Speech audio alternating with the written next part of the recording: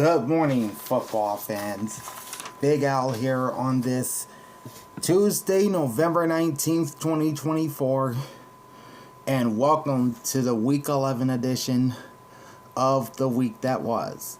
As we'll be taking a look at all the player and team statistical numbers from all 14 games across week number 11 of the 2024 NFL season, including our primetime games featuring the Commanders and Eagles on Thursday night, the Bengals and Chargers on Sunday night, and the all-Texas battle with the Texans and Cowboys on Monday night. We'll also be taking a look at the Ravens at the Steelers, the Packers at the Bears, the Chiefs and the Bills in my game of the week, and so much more coming up here in this recap. After the recap, stay tuned for my Week 12 power rankings. And then after that, we'll finish up with a look at the updated playoff picture in the NFL going into Week 12.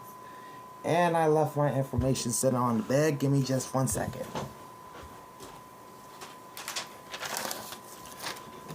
Okay, we're back. So before we begin, like, comment, and subscribe to my channel, ring the bell, and get notified every time I go live. And let's dive in to the Week 11 edition of the week that was. And we'll be starting, of course, with Thursday Night Football, which sees the Philadelphia Eagles win their 6th straight game by beating the Washington Commanders by a final score of 26-18. With their 6th straight win, Philly improves to 8-2 and has taken control of the NFC East, while the Commanders have dropped back-to-back games to fall to 7-4. Taking a look at individual numbers, first for the Philadelphia Eagles, Jalen Hurts, 18 of 28, 221 yards, no touchdowns, no interceptions, and an 88.5 QB rating, plus 10 rushes, 39 yards, and a rushing touchdown on top of that. Saquon Barkley, 26 for 146 yards and 2 fourth-quarter touchdowns that put this game out of reach. He also had 2 catches for 52 yards on 3 targets. So that's nearly a 200-yard game for Saquon. Kenneth Gainwell did pretty well running the ball as well. 4 carries, 43 yards. A.J. Brown had 5 catches, 65 yards on 8 targets to pace the Eagles receivers. Dallas Goedert, 5 catches, 61 yards on 5 targets. Devontae Smith, who celebrated his 26th birthday on Thursday, had 4 catches for 29 yards on 6 targets. Jake Elliott had a rough time kicking. He was 2 for 4 on field goals. Long was 31 and 2 for 3 on extra points. Braden Mann, 3 punts averaging 44.3. Long punt was 51 with 1 inside the 20-yard line. Zach Bond is Philly's leading tackler. He had 15 more tackles Thursday night plus a pass defense, followed by Nakobe Dean with 10 tackles and a pass defense. Reed Blankenship, 10 tackles, a pass defense, and an interception.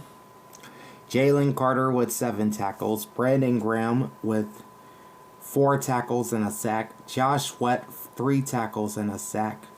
Cooper DeJean had 5 tackles. Nolan Smith, 3 tackles and a sack. C.J. Gardner-Johnson, 3 tackles and a pass defense. 2 solo tackles for Darius Slay.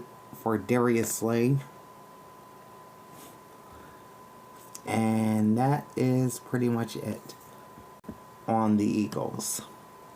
Now individual numbers for the Commanders. Jaden Daniels was 22 of 32 for 191 yards with 1 touchdown and 1 interception, and a quarterback rating of 81.6, plus 7 carries, 18 yards. Brian Robinson had 16 carries, 63 yards, and a touchdown. Austin Eckler was held to 2 carries, 7 yards, but he led Washington in receiving. He had 8 catches, 89 yards on 9 targets. Former Eagle Zach Ertz back in Philly for the first time as a Commander. He had 6 catches, 47 yards, and a garbage time touchdown on 7 targets.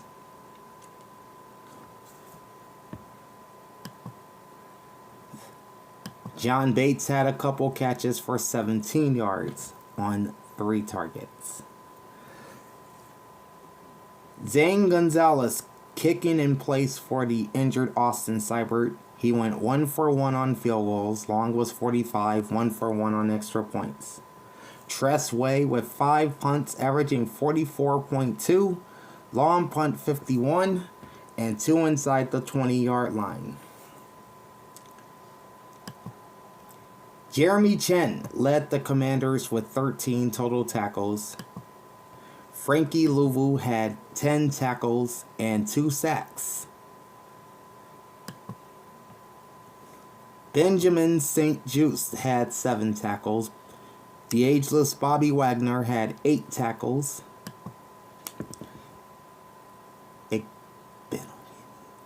Noah Agidobeni something. I don't know how you pronounce his last name. He had 6 tackles. Mike Sanderstill, rookie from Michigan, had 6 tackles and 2 passes defensed. Deron Payne had 3 tackles. Dorrance Armstrong, former Cowboy, had 4 tackles. And Quan Martin had 6 tackles and a forced fumble for the Commanders. Total yards, Philadelphia 434, Washington 264. Passing yards for 206 for the Eagles, 171 for the Commanders. Rush yards, 228 for Philadelphia, 93 for Washington. Philly had 23 first downs while the Commanders had 18. Washington was 3 of 12 on third down, 1 for 2 on fourth down. Philly was 9 for 16 on third down. 4 penalties, 25 yards for the Commanders, 3 sacks taken for 20. No lost fumbles, 1 interception, and 5 punts. 4 penalties, 49 yards for the Eagles, 2 sacks taken for 15. No lost fumbles, no interceptions, and 3 punts. Time of possession, 33 minutes 4 seconds for the Eagles and 26 minutes 56 seconds for the Commanders. Closing line is Philly -4, over-unders 49. I took the Eagles to win and to cover, and I got both those picks. Plus, I'll tell you as we go along how I did with my straight up and spread picks. And spoiler alert, it was a pretty good week. So out the gate, I am 1-0, both straight up and ATS. As we move to Sunday's action, beginning with one of the NFL's biggest rivalries, as the Pittsburgh Steelers held off the Baltimore Ravens 18-16.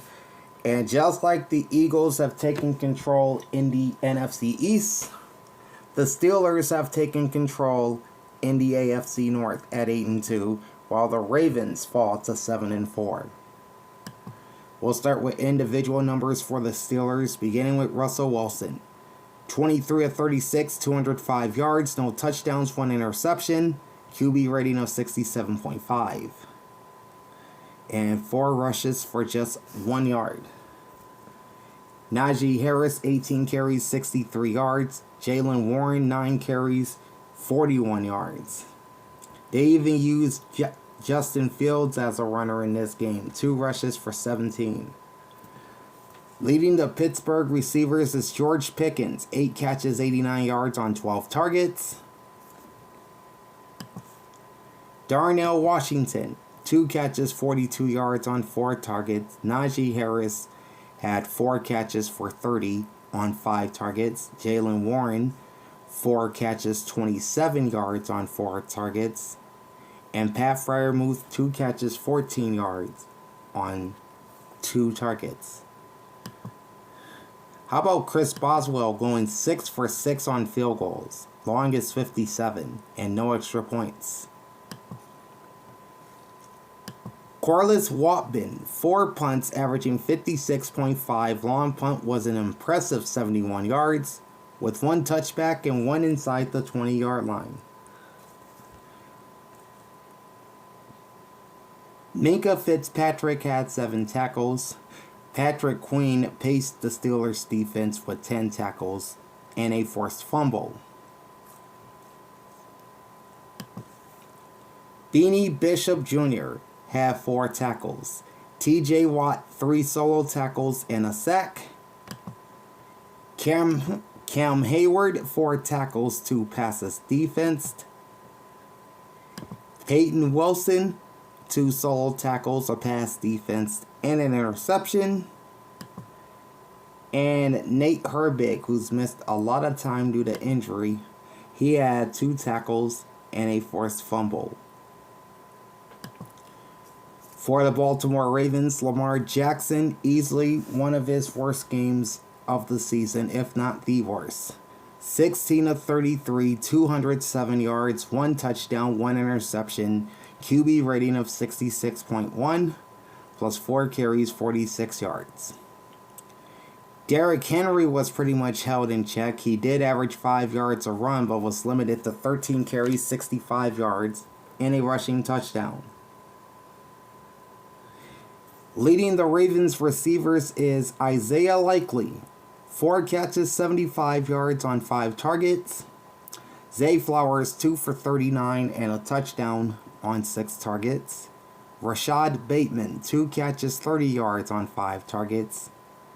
Justice Hill, 4 catches, 28 yards on 7 targets. And Mark Andrews, 2 catches, 22 yards on 3 targets.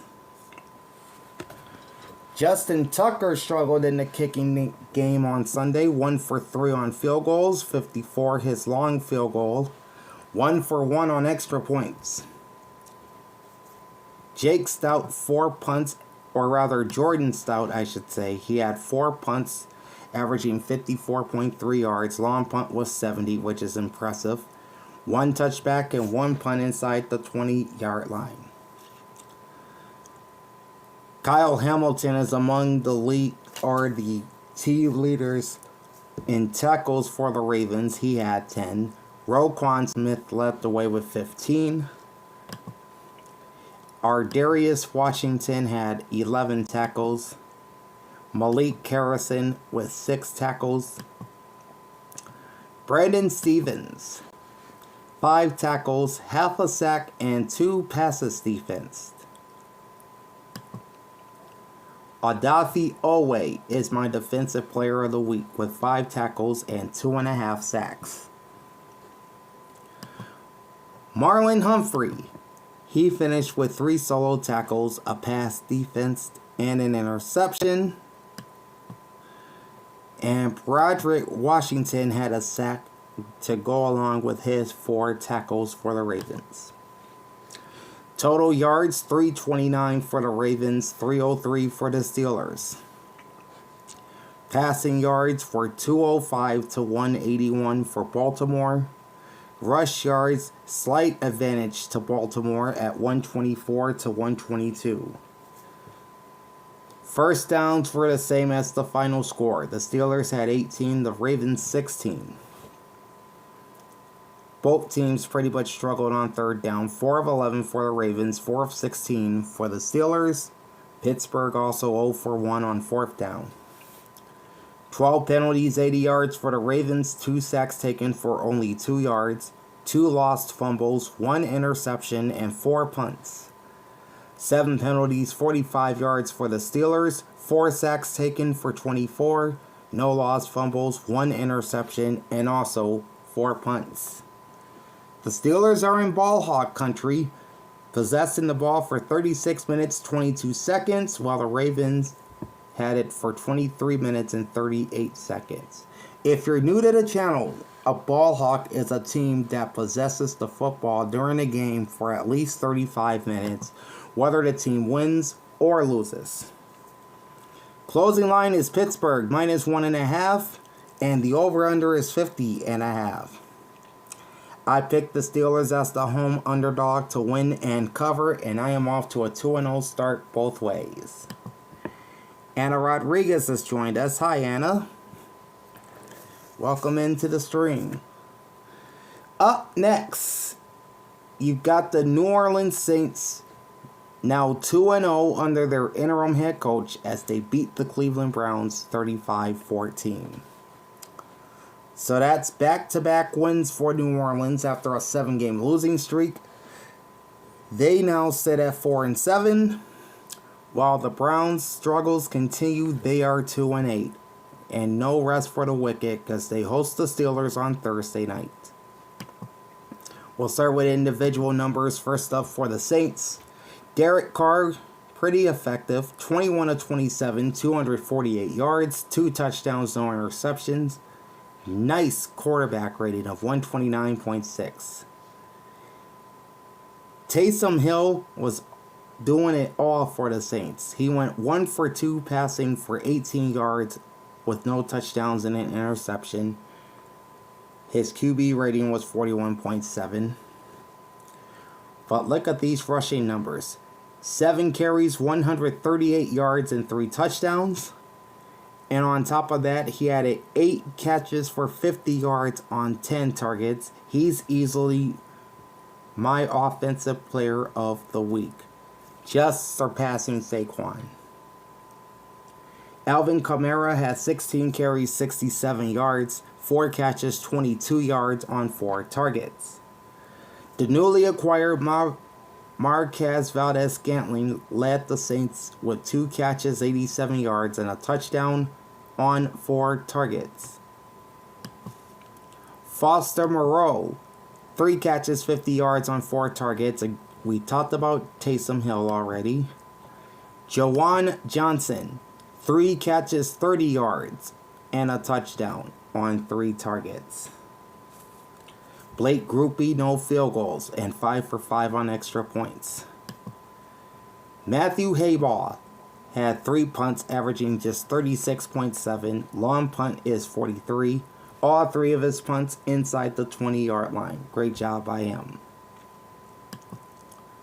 Alontae Taylor had 8 tackles and 2 passes defensed.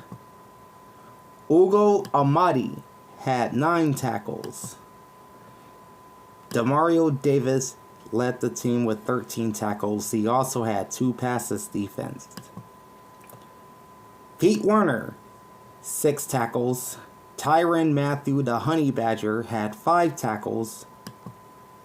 Carl Granderson, 4 tackles and a sack. Going further down the list, you've got Cam Jordan with 3 tackles and a pass defense. Brian Breezy finished with 3 tackles and a team-high 1.5 sacks. Chase Young, 2 tackles and a half sack for the Saints.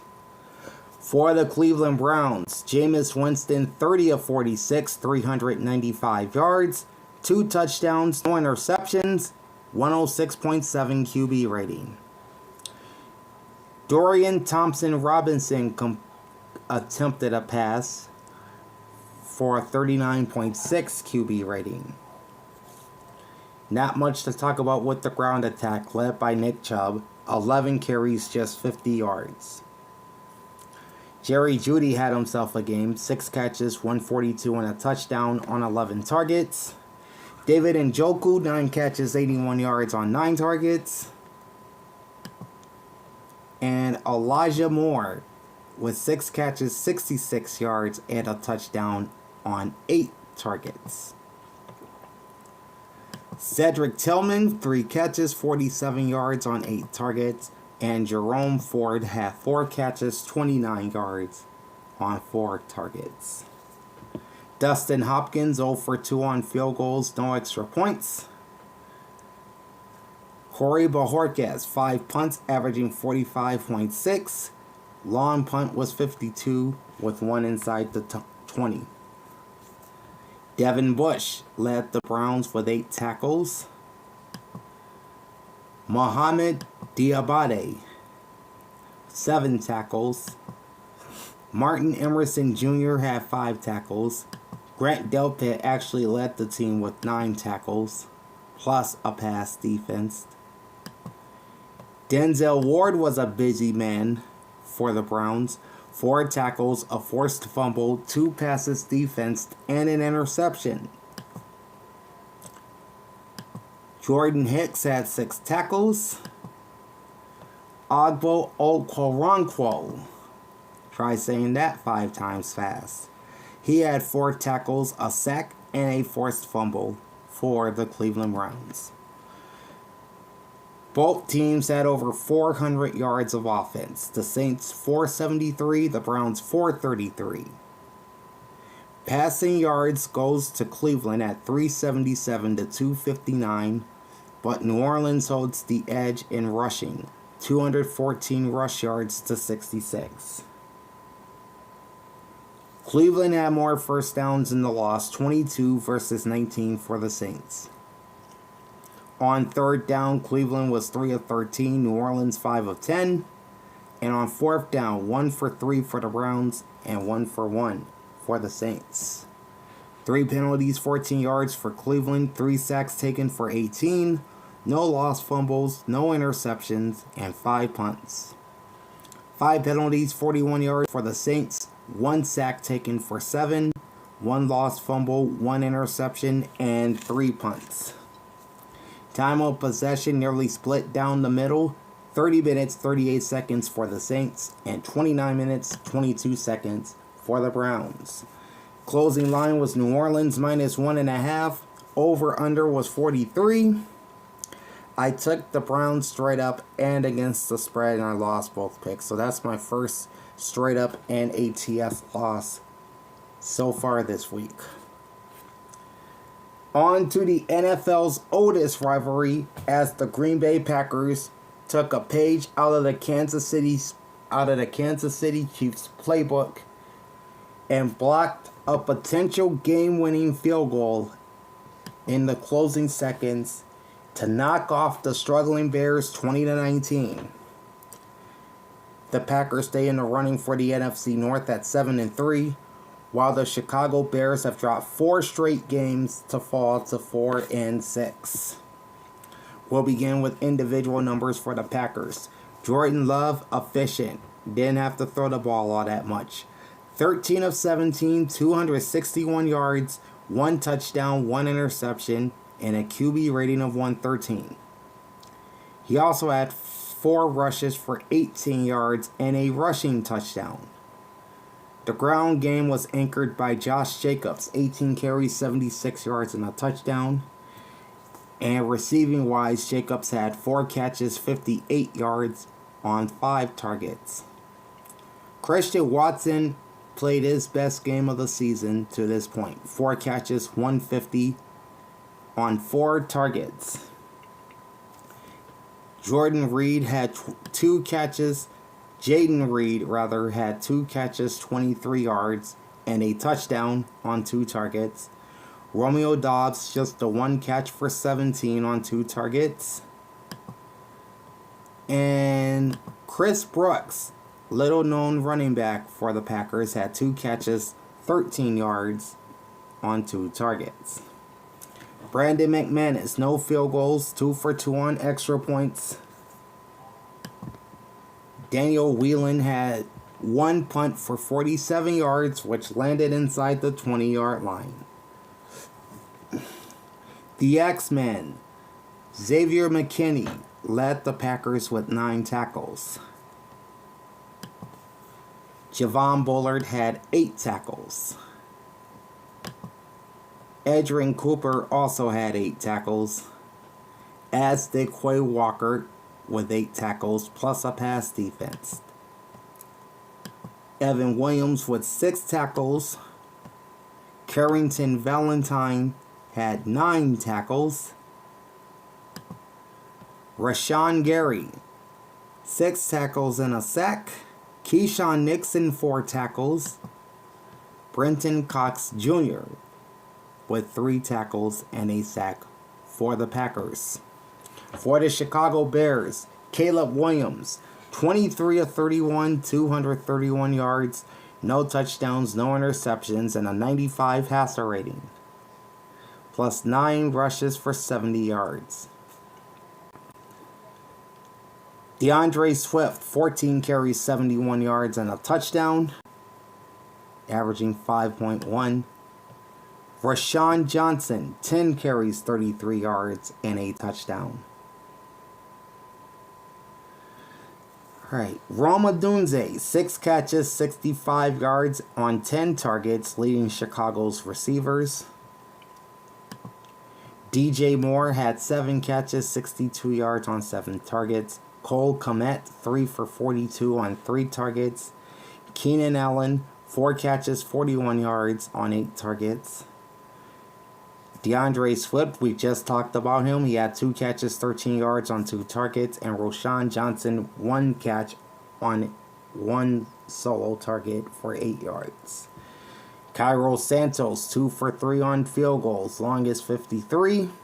And of course, the one he missed was the one that could have won the game for the Bears. He was also 1 for 1 on extra points. Torrey Taylor, 2 punts averaging 41.5, long punt 48, 1 punt inside the 20-yard line. TJ Edwards led the team in solo tackles, but he had 6 total, including 5 solo. Kevin Byard led the team with 9 total tackles, including 4 solo. Jalen Johnson, 6 tackles and a pass defense. Kyler Gordon, 5 tackles. Elijah Hicks finishes with 4 tackles. Tremaine Edmonds, 7 tackles. And DeMarcus Walker had 2 tackles and a sack for the Bears. Total yards, 391 for Chicago, 366 for Green Bay. Passing yards go in favor of the Packers, 260 to 212. Rush yards go in favor of the Bears, 179 to 106. Chicago had 23 first downs, Green Bay 19. The Packers won despite going 1 for 5 on 3rd down and 0 for 1 on 4th down. Chicago was really good both ways. They went 9 of 16 on 3rd down and 3 for 3 on 4th down. 3 penalties, 25 yards for the Packers, 1 sack taken for only 1 yard, no lost fumbles, 1 interception, and just 1 punt. 7 penalties, 50 yards for the Bears, 3 sacks taken for 19, no lost fumbles, no interceptions, and 2 punts. Alright, the Bears are in ball hawk territory as they possessed the ball for 36 minutes, 21 seconds versus 23 minutes and 39 seconds for the Packers. Closing line was Green Bay minus 6.5. Over under was 41.5. They came very close on that total. I picked the Packers straight up and against the spread, but since Chicago covered, I lost the ATS pick. So now I'm 3-1 straight up and 2-2 ATS.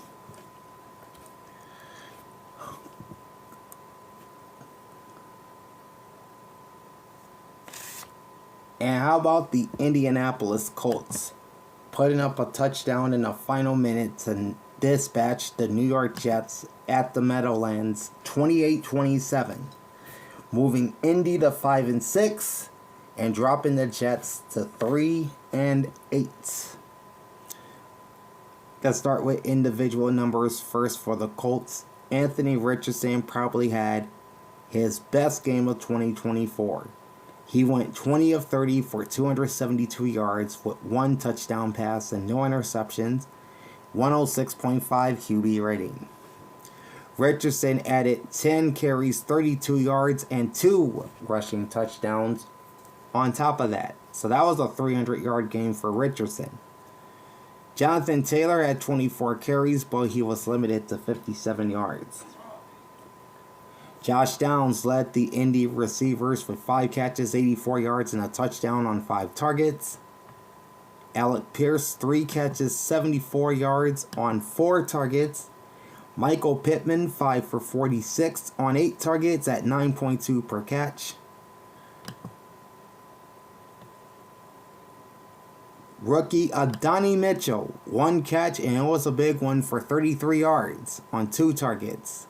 And Mo Ali Cox, 2 catches, 17 yards on 3 targets. Matt Gay, a perfect 3 for 3 on field goals. Long field goal was 56. 1 for 1 on extra points. Rigoberto Sanchez, 4 punts averaging 50. Long punt 58. Alright. Kenny Moore was second on the team in tackles. He had 8, including 6 solo. Kwity Paye had 7, including 6 total, or 6 solo tackles, plus 2 sacks and a forced fumble. EJ Speed, 9 tackles. Jalen Jones finishes with 5 tackles and 2 passes defensed. Nick Cross, 4 tackles. Same for Zaire Franklin. DeForest Buckner, 5 tackles. Grant Stewart, 4 tackles. He had 2 solo tackles and 2 assisted. And Laiatu Latu, this is the rookie from UCLA, 8th player taken in the 24 draft. 3 tackles and a sack for Indianapolis.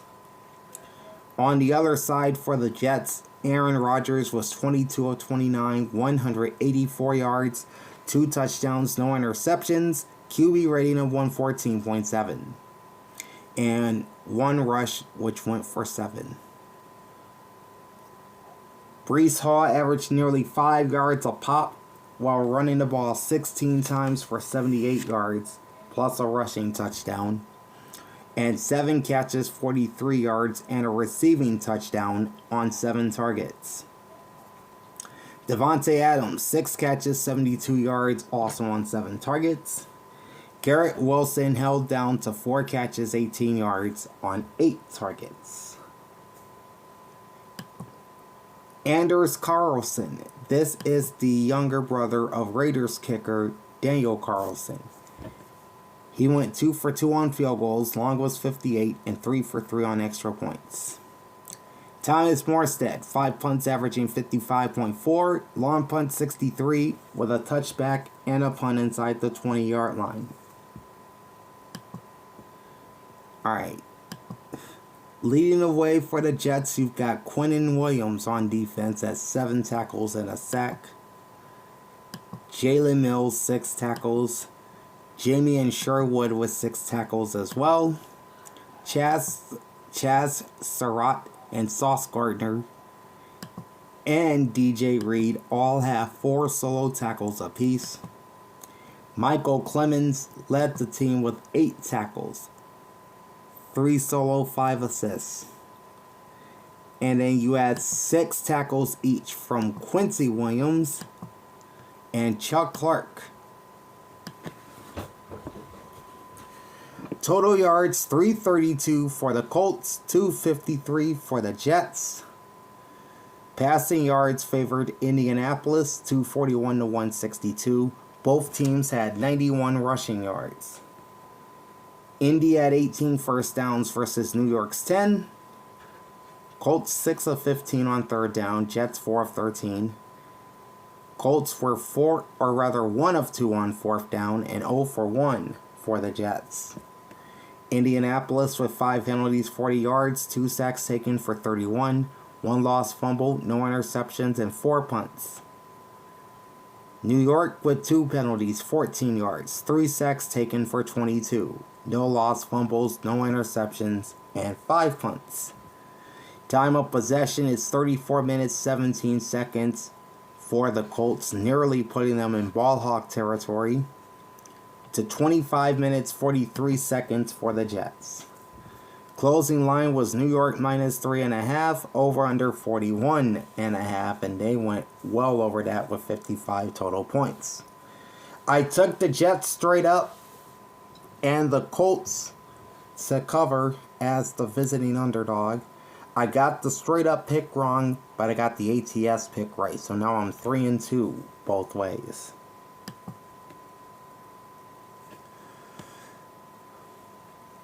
Alright, next we got pretty much the blowout of the week. And once again comes from the Detroit Lions, which is my lock of the week for week 11, as they flat out destroyed the Jacksonville Jaguars 52-6. At 9-1, the Lions are off to their best start since their first season in Detroit back in 1934, and they have won 8 straight games,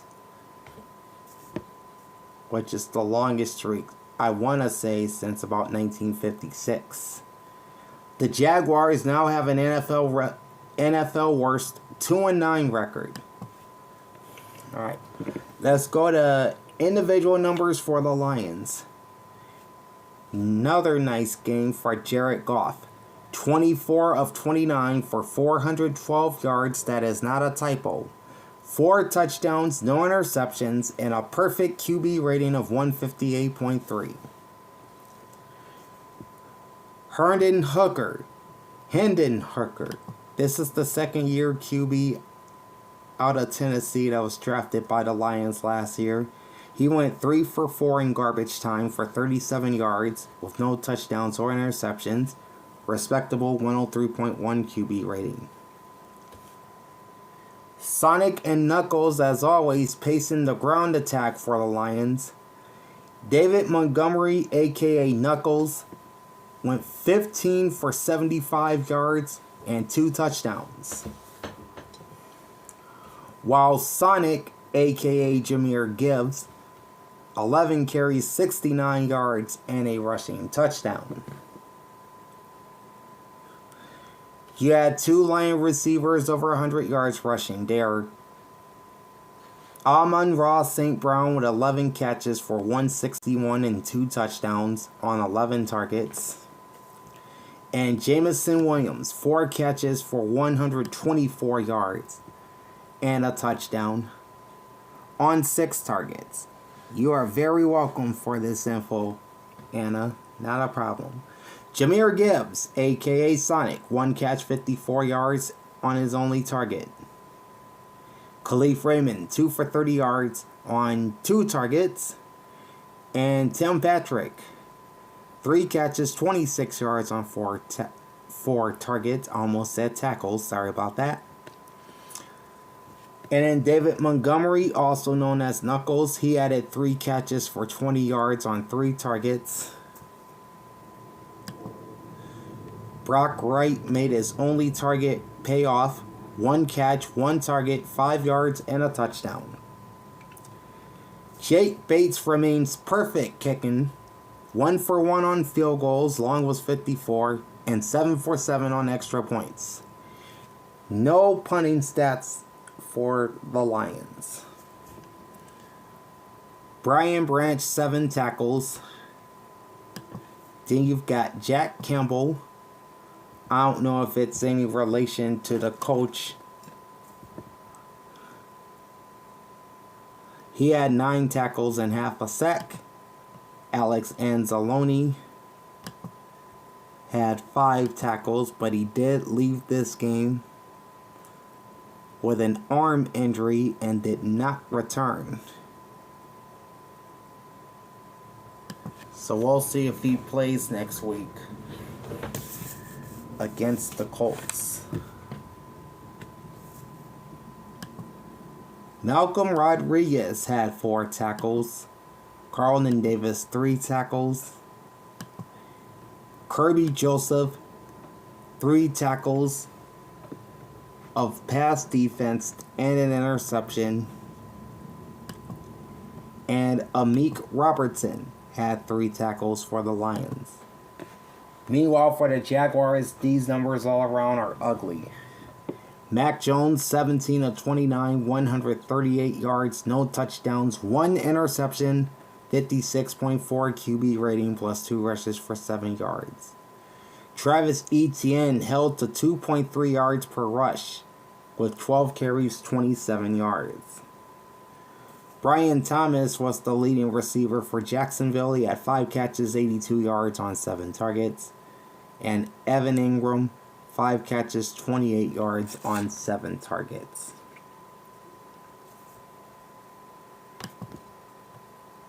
Place kicker Cam Little was 2 for 2 on field goals. Long was 59 with no extra points. Logan Cook, 5 punts, averaging 53.4. Long punts, 61. 3 inside the 20-yard line.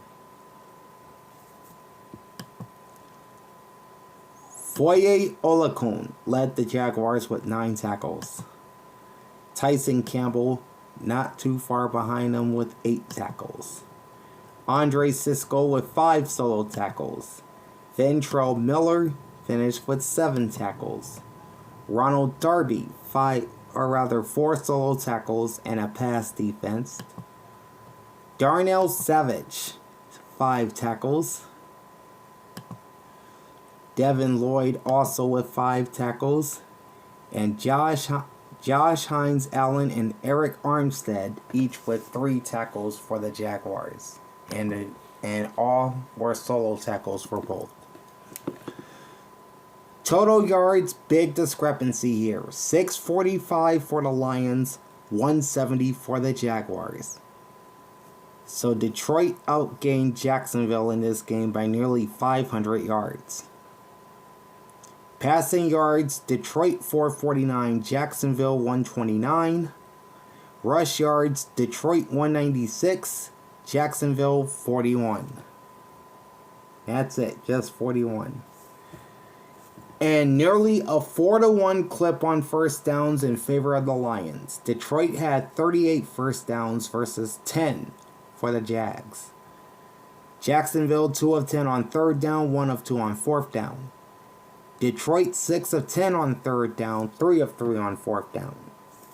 6 penalties, 40 yards for the Jaguars, 1 sack taken for 9, no lost fumbles, 1 interception, and 5 punts. And for the Lions, 4 penalties, 46 yards, no sacks taken, no lost fumbles, no interceptions, and no punts. So pretty much the perfect game for the Lions, if you will. Time of possession puts Detroit well into ball hawk territory at 39 minutes 6 seconds. Jacksonville possessed the ball for 20 minutes and 54 seconds. Closing line was Detroit minus 10.5. Over-under was 47.5. As I said, this was my lock of the week. I picked the Lions both straight up and against the spread. And they win comfortably. So now I'm 4-2 straight up and against the spread after 6 games. Next up, we have the Miami Dolphins winning back-to-back games as they beat the Las Vegas Raiders 34-19.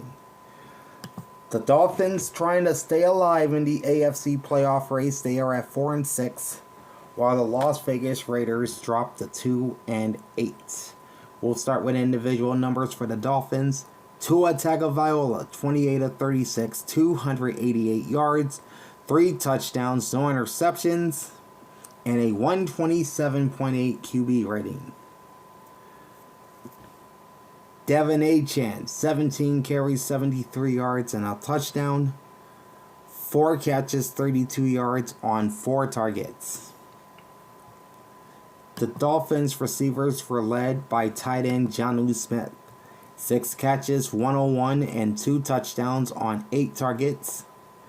Tyreek Hill, 7 catches, 61 yards, and a touchdown on 8 targets. Jalen Waddle, 2 for 37 on 3 targets.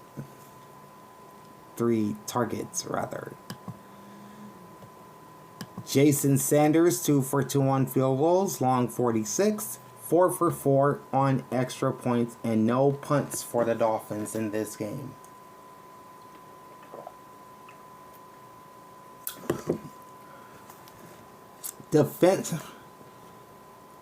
Defensively, Jordan Brooks led Miami with 12 tackles.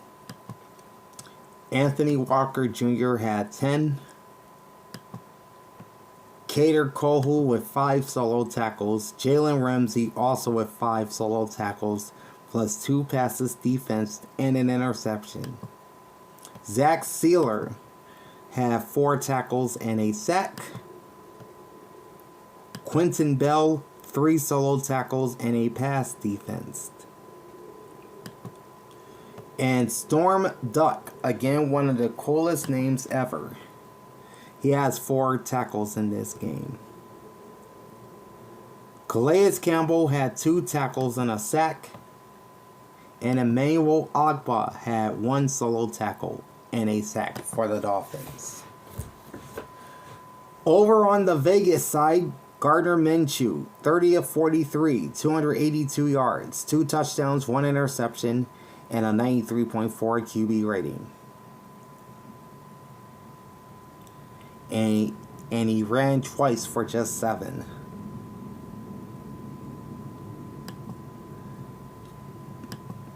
Not much to speak of with these rushers for the Dolphins. Jacoby Myers had 1 rush for 20 yards. Alexander Madison, he had 5 carries, 19 yards. And Zamir White had 5 carries, 9 yards. So not much to talk about with the ground attack for Vegas.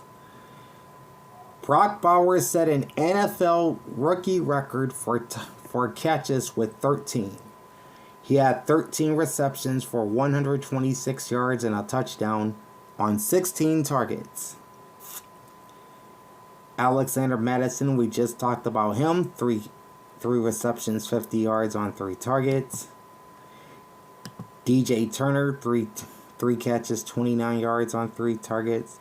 And we also talked about Jacoby Myers, 4 catches, 28 yards on 6 targets.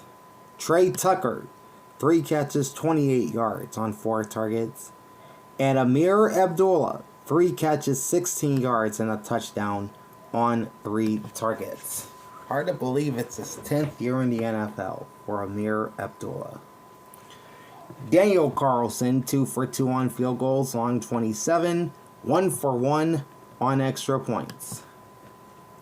AJ Cole with 1 punt the entire day for 54 yards, and that 1 punt landed inside the 20-yard line. On defense, Jack Jones finishes with 7 tackles. Robert Spillane, 11 tackles. Darnay Holmes, 7 tackles. Mad Max Crosby had 5 tackles. Divine Diablo, 4 tackles. Isaiah Polomau, he had 3 solo tackles. Trevon Moehrig had 5 tackles and a pass defense.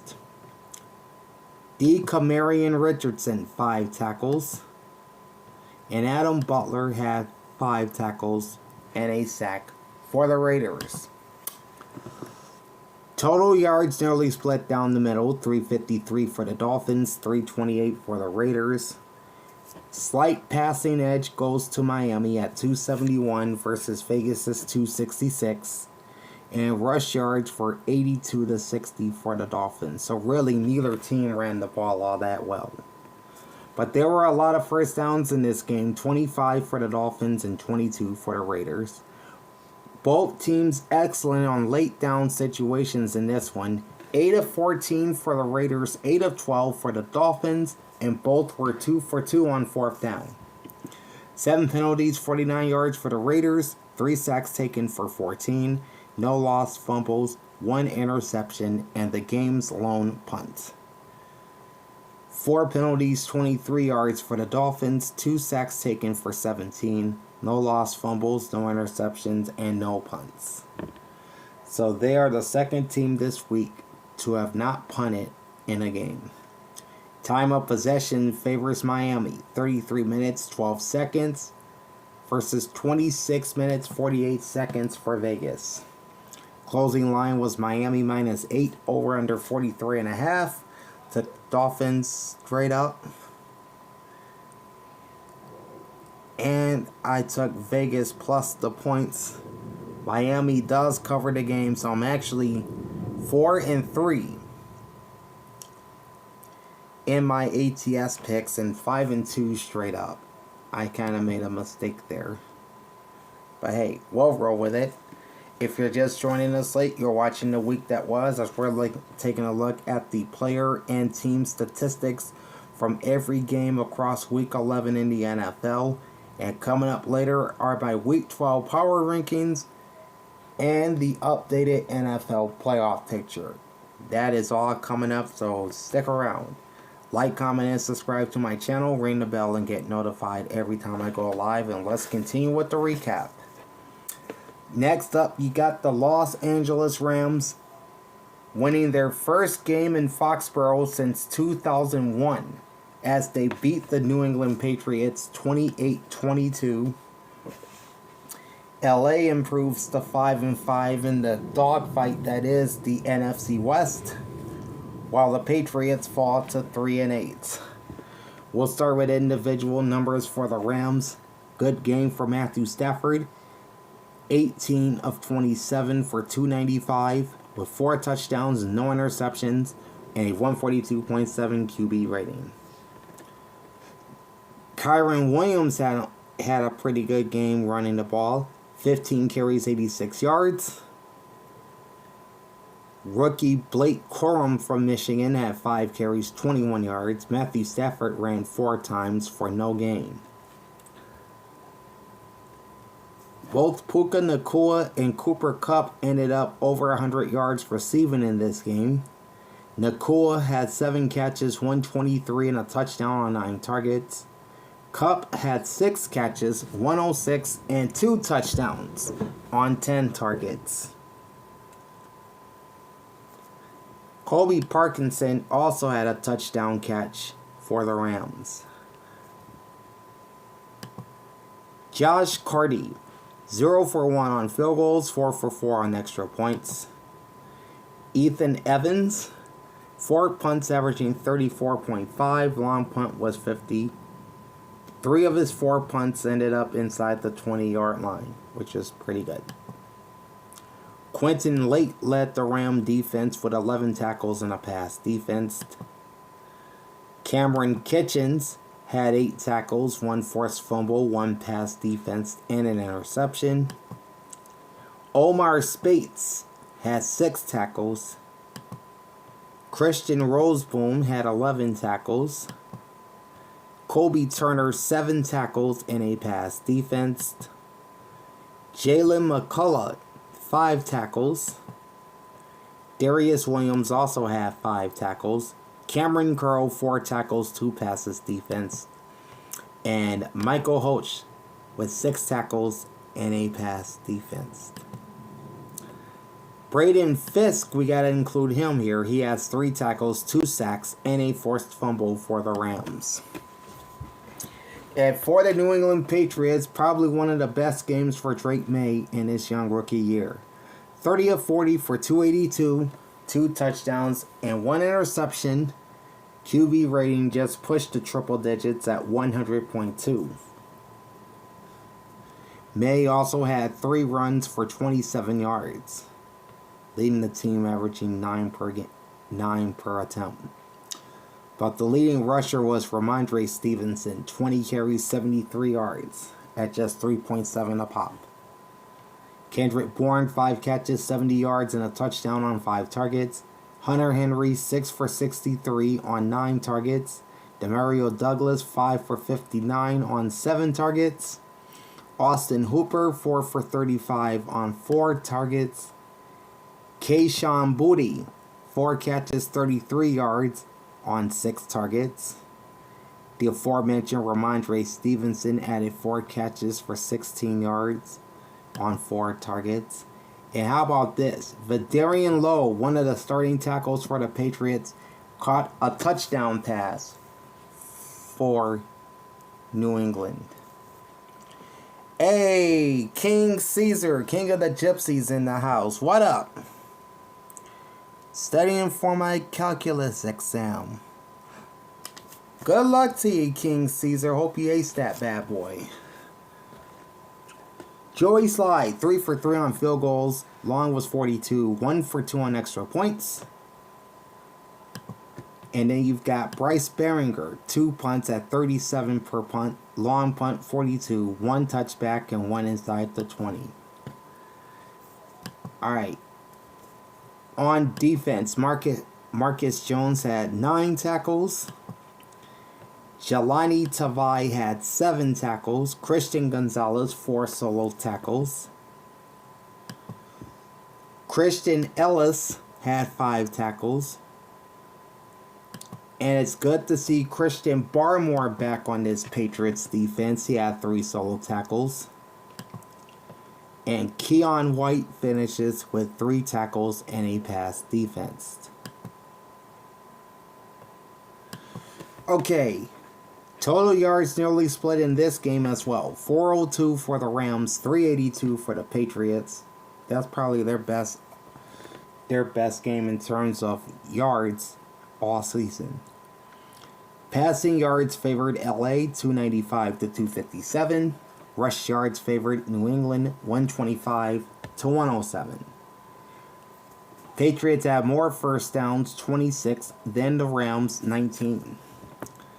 Alright. LA, terrible on third down. They were 2 for 8, plus 1 for 1 on fourth down. New England, not bad at 6 for 14 on third down. 7 penalties, 66 yards for the Rams. No sacks taken, which is good. No lost fumbles or interceptions, and 4 punts. 7 penalties, 45 yards for the Patriots. 3 sacks taken for 25. 1 lost fumble, 1 interception, and 2 punts. Time of possession is 37 minutes, 20 seconds for the Patriots, putting them in ball hawk territory. Rams, 22 minutes, 40 seconds. Closing line was LA minus 4.5. Over under 40.5. Took the Rams straight up and against the spread. I am now 6-2 with my straight up picks and 5-3 in my spread picks. The last of the early games on Sunday saw the Minnesota Titans go into Nashville and defeat the Tennessee Titans 23-13. Like Green Bay, Minnesota stays in the running for the NFC North as they move to 8-2. The Tennessee Titans, meanwhile, lose another game and they drop to 2-8. We'll begin with individual numbers for the Vikings. Sam Darnold, 20 of 32, 246 yards, 2 touchdown passes, no interceptions, QB rating right at 107. Plus 8 carries, 18 yards, and a rushing touchdown on top of that.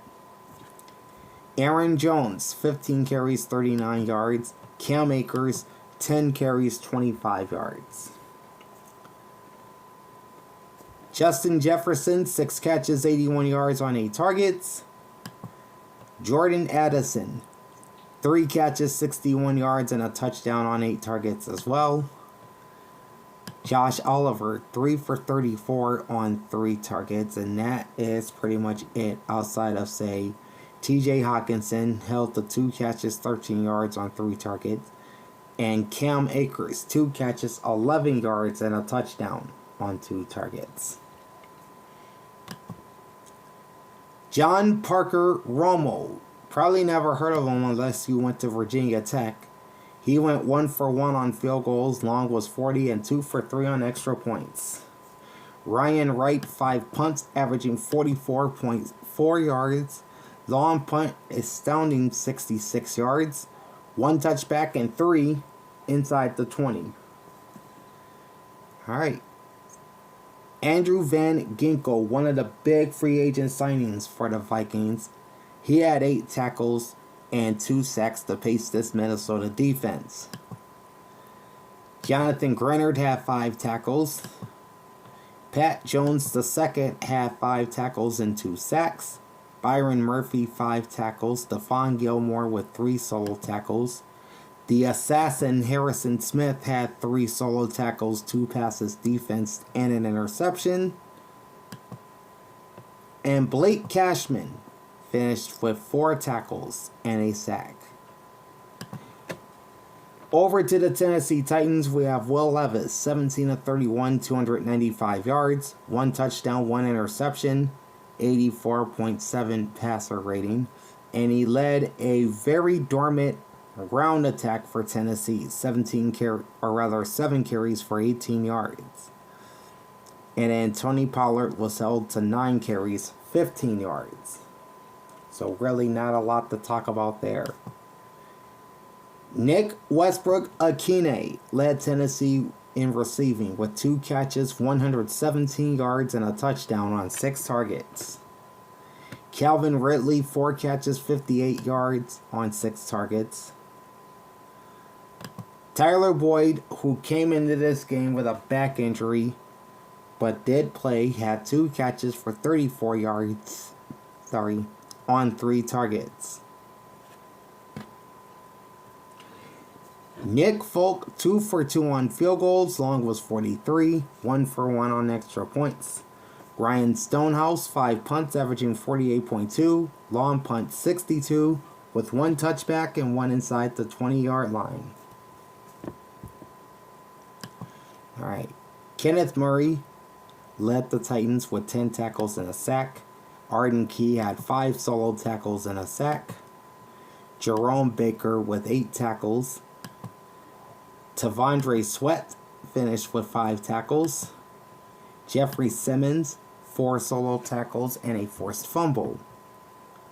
And further down the list, you've got Darrell Baker Jr. He had 4 tackles and 2 passes defense for the Titans. Total yards, 318 for the Vikings and 294 for the Titans. Passing yards favored Tennessee, 261 to 236. Rush yards favored Minnesota, 82 to 33. The Vikings have more than doubled the first downs as the Titans, 24 to 11. Both teams kind of struggling on third down, 5 of 14 for Minnesota, 6 of 15 for the Tennessee Titans, who were also 0 for 2 on fourth down.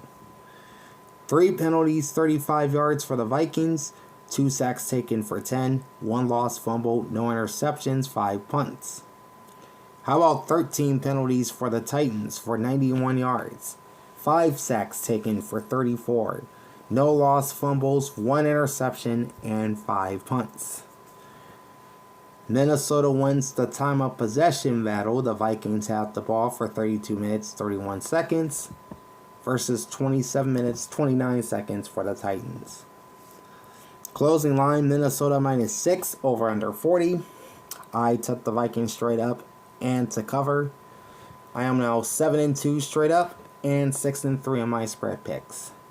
So I am doing very, very well going into the 4 o'clock games. Starting off with probably the best game in the young career of rookie Bo Nix, as his Denver Broncos jack stomped the Atlanta Falcons 38-6, as both teams now sit 6-5.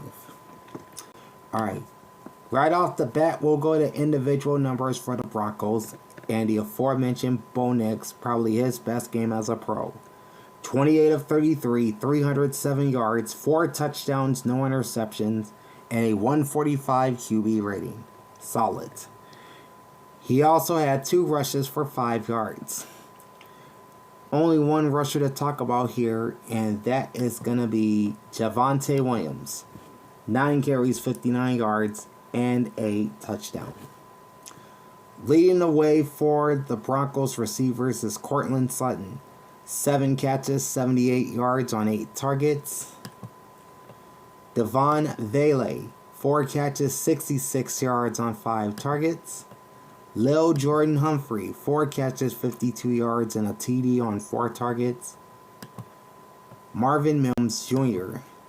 have 2 catches, 49 yards and a touchdown on 2 targets. Javonte Williams added 4 catches, 28 yards. Then you got Troy Franklin, 2 catches, 15 yards, and a touchdown on 2 targets. And Nate Atkins, 1 catch, 12 yards on his only target, and it goes for a touchdown. Veteran kicker Will Lutz, 1 for 1 on field goals, long 45. 5 for 5 on extra points.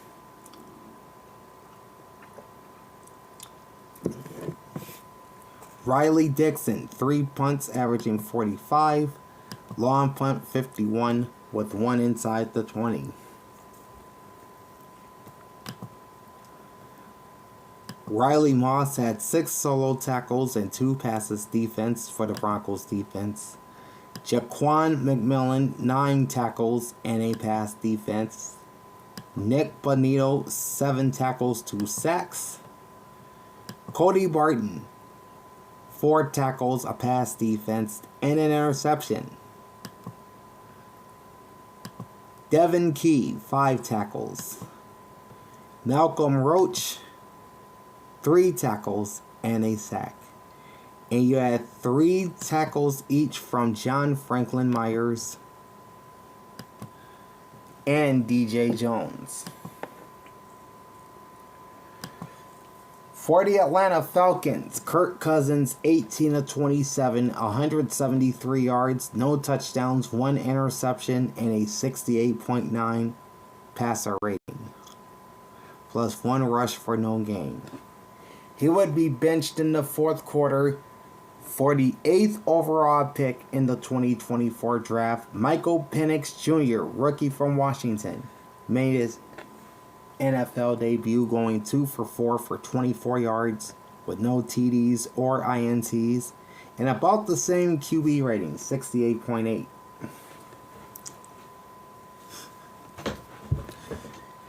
Nothing doing with the rushing for the Falcons. Only 12 carries, 35 yards for Bijan Robinson.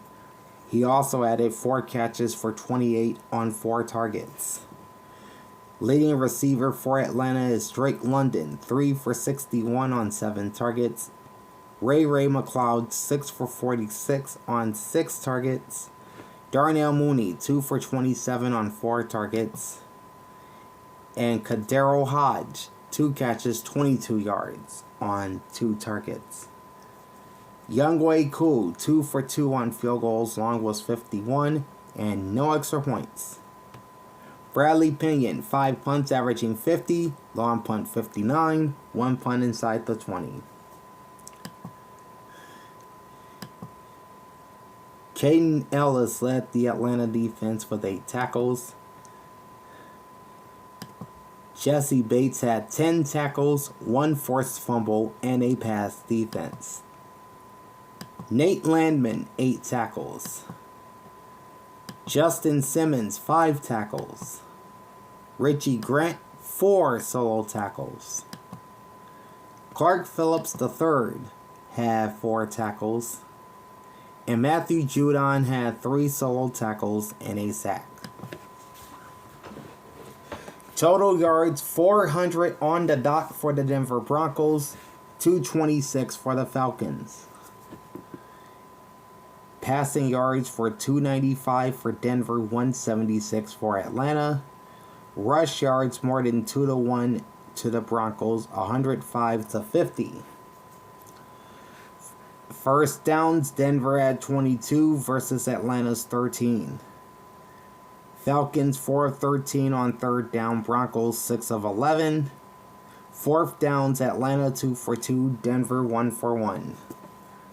6 penalties, 52 yards for the Falcons. 4 sacks taken for 21, no lost fumbles, 1 interception, and 5 punts. 4 penalties, 45 yards for the Broncos, 1 sack taken for 12, no lost fumbles, no interceptions, and 3 punts. Time of possession is pretty much split down the middle here. The Broncos hold the slight edge at 30 minutes 5 seconds versus 29 minutes and 55 seconds for the Falcons. Closing line was Denver minus 1.5, over under 44.5. I took the Broncos straight up and against the spread, and Denver ended up winning and covering this game with relative ease. So now I'm 8-2 straight up, 7-3 in my spread picks. Moving on to the Seattle Seahawks, who got a late touchdown run by quarterback Geno Smith to knock off the San Francisco 49ers in Santa Clara 20-17. A little payback for Seattle following the 36-24 Thursday night loss back in October. Both the Seahawks and 49ers sit at 5-5 in the dogfight of the NFC West. We'll start with Geno Smith, 25 of 32 for 221, no touchdowns, 1 interception, and an 82.4 QB rating. Kenneth Walker, 14 carries for 54 yards and a touchdown, and 2 catches, 5 yards. And then you got Geno Smith, 4 carries, 29 yards, and the game-winning touchdown with 12 seconds left. Jackson Smith and Jigba led Seattle's receivers with 10 catches for 110 on 11 targets. DK Metcalf back in the Seahawks lineup, 7 catches, 70 yards on 9 targets. TJ Lockett, 2 catches, 19 yards on 3 targets. And that is pretty much it for them. Jason Myers, 2 for 2 on field goals, long 57, 2 for 2 on extra points. Michael Dixon, 2 punts averaging 48.5, long punt of 53 with 1 touchback. Julian Love had 9 tackles, but he's not the leading tackler for the Seahawks on Sunday. That was Ernest Jones. He had 13 tackles. Tyrese Knight, 10 tackles. Devin Witherspoon, 8 tackles and 3 passes defensed. Tariq Woolen, or the artist formerly known as Tariq Woolen, 5 tackles for him. Kobe Bryant, that's C-O-B-Y Bryant, not K-O-B-E. He had 5 tackles as well. Derek Goff, 3 tackles and a sack, and Leonard Williams with 4 tackles for the Seattle Seahawks. Over to the 49ers. Brock Purdy, 21 of 28, 159 yards, 1 touchdown, 1 interception, 85.3 QB rating, plus 5 rushes, 40 yards, and a rushing touchdown. Christian McCaffrey, playing just the second game since coming back from an Achilles injury, has 19 carries, 79 yards, and 4 catches for 27 on 5 targets. Leading receiver for the Niners is Shawan Jennings, 10 carries, 91 yards, or rather 10 catches, 91 yards, and a touchdown on 11 targets. And Deebo Samuel, 4 for 22 on 7 targets. Jake Moody, 1 for 1 on field goals, long 33, 2 for 2 on extra punts. And veteran kicker Pat O'Donnell, 3 punts averaging 41, long 43, 1 touchback, 1 inside the 20. Denominator Lenore had 8 tackles, all solo. Renardo Green also had 8 tackles, plus a pass defense. Malik Mustafa, 6 tackles.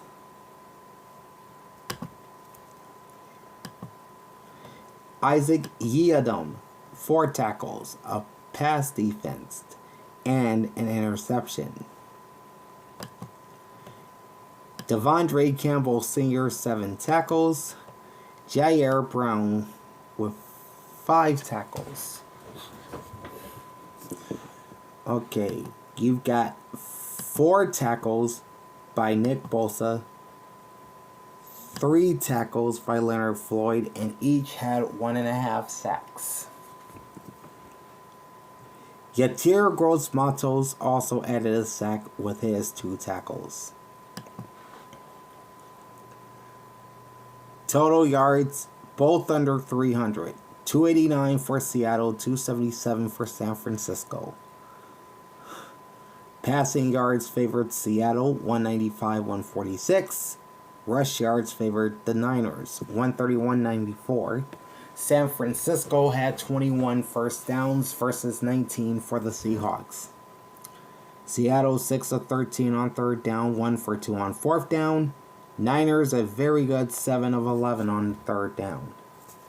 4 penalties, 20 yards for the Seahawks, 4 sacks taken for 26. No lost fumbles, 1 interception and 2 punts. 9 penalties, 54 yards for the Niners, 2 sacks taken for 13. No lost fumbles, 1 interception and 3 punts. Time of possession, 33 minutes and 25 seconds for San Francisco. 26 minutes, 35 seconds for the Seattle Seahawks. Closing line was San Francisco -6, over under 48.5. I picked the Niners to win, but I took the Seahawks to cover. So now I'm 8-3 in both my straight up and ATS picks. Next up, not only our game of the week, but perhaps the game of 2024 to this point, and that's the Buffalo Bills beating the Kansas City Chiefs 30-21 and ending Kansas City's 15-game win streak dating back to last year, and that includes the Super Bowl. And it also ends a streak of 30 consecutive games for the Kansas City Chiefs when they did not allow 28 points in a game.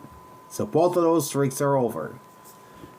Buffalo is now 9-2 and may have the inside track on the AFC's number 1 seed, while the Kansas City Chiefs drop to 9-1. We'll begin with individual numbers for the Bills, starting with Josh Allen. 27 of 40, 262 yards, 1 touchdown, 1 interception, and an 83.5 passer rating. He also led the team in rushing, 12 carries, 55 yards, and a rush touchdown. James Cook held to 9 carries for 20 yards, but he did score twice. Khalil Shakir led Buffalo's receivers with 8 catches, 70 yards on 12 targets. Curtis Samuel, 5 catches, 58 yards, and a TD on 6 targets. Amari Cooper, 2 for 55 on 3 targets. Dawson Knox, 4 for 40 on 6 targets. And Matt Collins, 2 for 27 on 2 targets. And for what it's worth, James Cook had 5 catches for just 7 yards on 6 targets. Tyler Bass, 1 for 1 on field goals, long 33, and 3 for 4 on extra points. Sam Martin, 3 punts averaging 42, long punt 47, 2 punts inside the 20. Alright. Teron Johnson had 6 tackles. Terrell Bernard, 8 tackles, a sack, a pass defense, and an interception. Then you've got Taylor Rapp with 6 tackles, 1 pass defense, and an interception.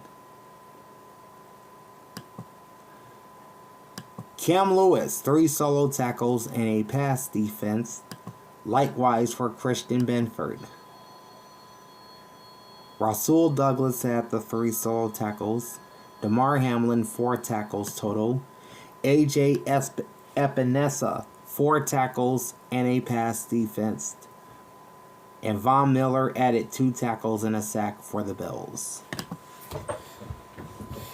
For the Kansas City Chiefs, so-so game for Patrick Mahomes. 23 of 33, 196 yards, 3 touchdowns but 2 interceptions, QB rating of 90. Kareem Hunt, 14 carries, 60 yards, rushing.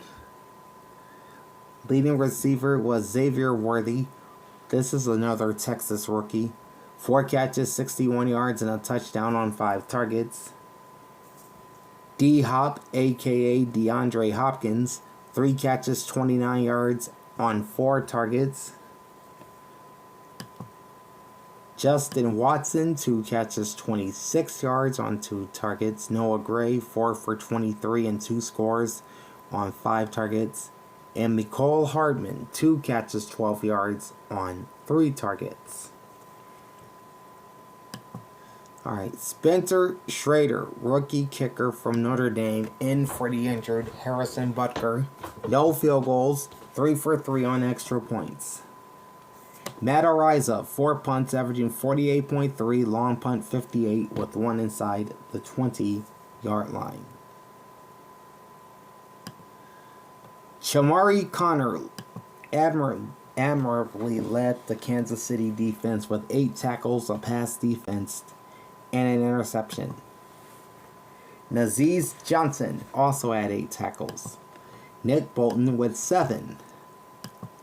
Justin Reed had 6 tackles. 5 tackles each from Chris Jones and Leo Chanel. Drew Tranquil with 8 tackles as well. Mike Dana, 4 tackles and a pass defense for KC. Total yards, 366 for the Bills, 259 for the Chiefs. Passing yards, 262 for Buffalo, 181 for Kansas City. Rush yards, 104 for the Bills and 78 for the Chiefs.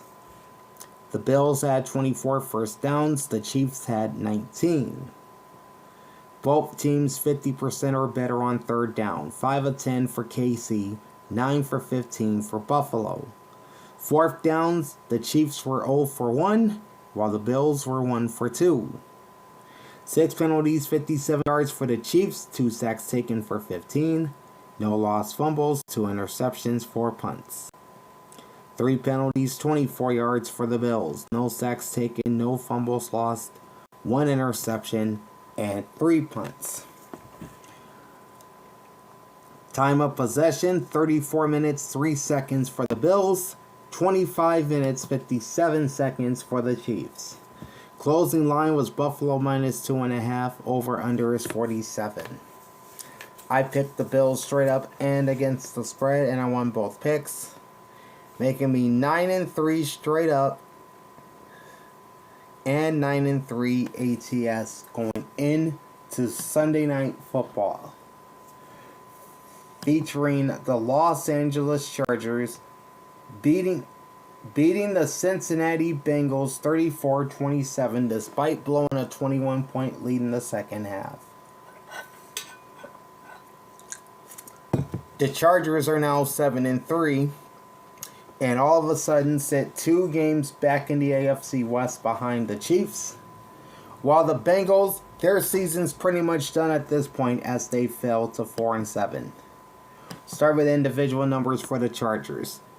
Not the best game ever by Justin Herbert, though. 17 of 36, 297, 2 touchdowns, no interceptions, 94.3 QB rating. Led the team in rushing, 5 carries, 65 yards. J.K. Dobbins had 11 carries, 56 yards, and 2 touchdowns.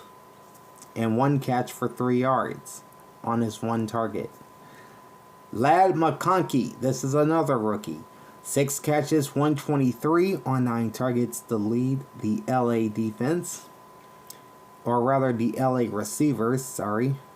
Will Dissly, 4 catches, 80 yards, and a touchdown on 6 targets, and an even 20 per catch. Quentin Johnston, 2 catches, 48 yards, and a touchdown on 8 targets.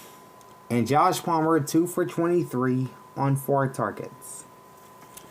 Cameron Dicker, 2 for 2 on field goals. 2 for 2 on field goals, long 53, 4 for 4 on extra points. J.K. Scott, 6 punts, averaging 46.7, long punt 58, 2 inside the 20-yard line. Derwin James had 10 tackles, half a sack, and a pass defense.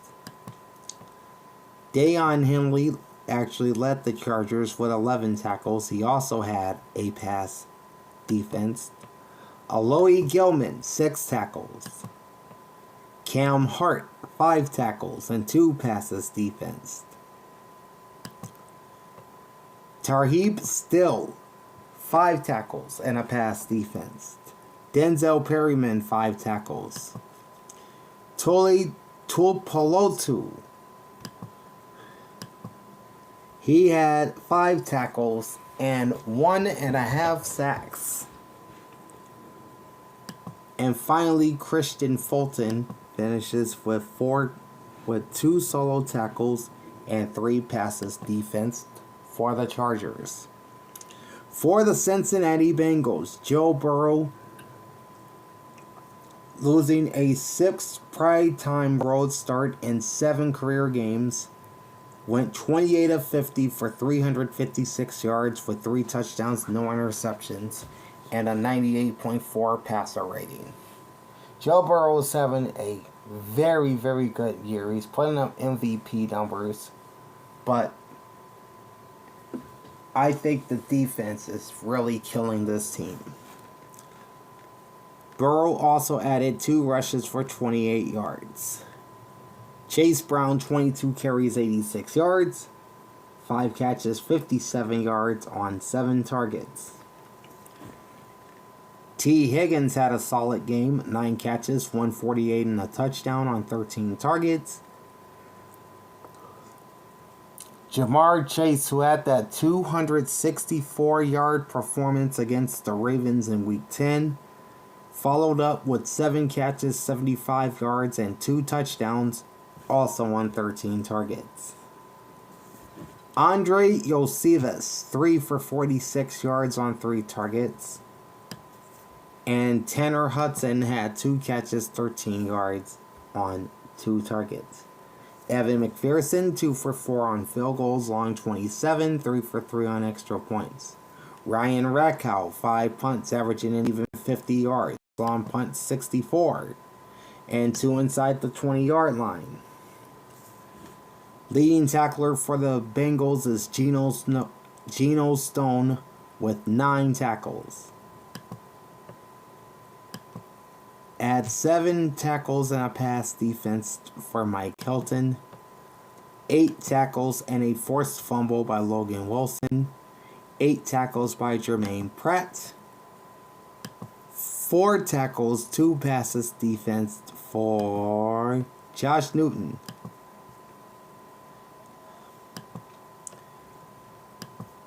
Von Bell, 2 solo tackles. Tycen Anderson, which is spelled Tycen, had 2 tackles, both solo. Joseph Asai, 3 tackles and a sack. Trey Hendrickson, 3 tackles, half a sack, and 2 passes defensed. Cam Taylor-Britt had the other half sack for Cincinnati. Total yards, Bengals 452, Chargers 435. Pass yards favor Cincinnati 342 to 280. Rush yards favored LA 155-110. Both teams with 24 first downs, and both teams struggled on third down. Cincinnati was 5 of 17, LA was 3 of 11. On fourth down, the Bengals 3 for 3, Chargers 1 for 1. 8 penalties, 56 yards for the Bengals. 3 sacks taken for 14. No lost fumbles, no interceptions, and 5 punts. 5 penalties, 50 yards for the Chargers. 2 sacks taken for 17. 1 lost fumble, no interceptions, and 6 punts. Time of possession, 34 minutes, 8 seconds for the Bengals. 25 minutes, 52 seconds for the Chargers. Closing line is LA -1, over under 48. I took the Chargers straight up and against the spread, and I won both picks. So I am now 10-3, both of my straight up and ATS picks. And to wrap up the recap, the All-Texas battle on Monday Night Football won big by the Houston Texans as they thrashed the Dallas Cowboys 34-10. The Texans end a 2-game slide and go to 7-4 on the season, while the Cowboys dip to 3-7 with their 5th straight loss. Individual numbers for the Texans, starting with C.J. Stroud. 23 of 34, 257 yards, no touchdowns, 1 interception, 77.7 QB rating, plus 3 carries, 26 yards. Joe Mixon had a pretty good night. 20 carries, 109 yards, and 3 rushing touchdowns, plus 2 catches, 44 yards on 4 targets. Nico Collins and Tank Dell each had 4 catches for 54 yards on 7 targets. Dalton Schultz, the former Cowboy, playing in AT&T Stadium for the first time as a visitor. 5 catches, 33 yards on 7 targets against his former team. John Mechie, 3 for 33 yards on 3 targets. Kaimi Fairbairn, 2 for 2 on field goals, long 33, 4 for 4 on extra points. Tommy Townsend, 4 punts, averaging 52.5, long punt 59, 1 touchback, 3 inside the 20. Kadar Hallman had 7 tackles and 2 passes defensed. Henry Duo had 7 tackles as well. Jalen Petrie had 9 tackles and a forced fumble and could have easily had a couple interceptions. Azeez Al-Shire, 7 tackles. Devin White, he had 4 tackles. Danico Autry, 4 tackles, a sack, and a pass defense. Great night for Danielle Hunter, 3 solo tackles, 2 sacks, and a pass defense. Jake Henson, 3 tackles. Derek Stingley Jr. also could have had a couple of picks. He had 2 tackles, 2 passes defense. He had 1 interception, but he could have easily had 2 or 3.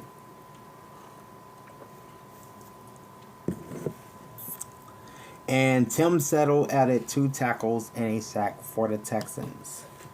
For the struggling Dallas Cowboys, and I do mean struggling, Cooper Rush put up some pretty good numbers. 32 of 55, 354 yards, 1 touchdown, 1 interception, 75.9 QB rating.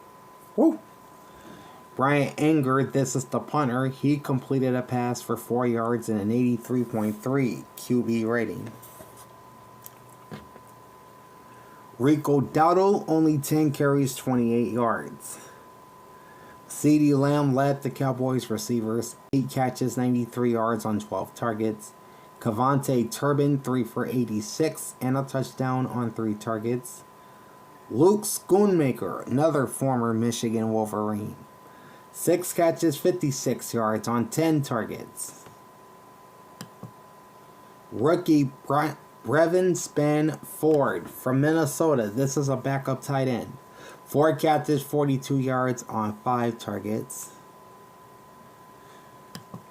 Jake Ferguson had 1 catch for 11 yards, I think on 2 targets. Nope, just 1 target. He did leave this game with a concussion. He left this game early in the first quarter and did not return. He may be missing some time here.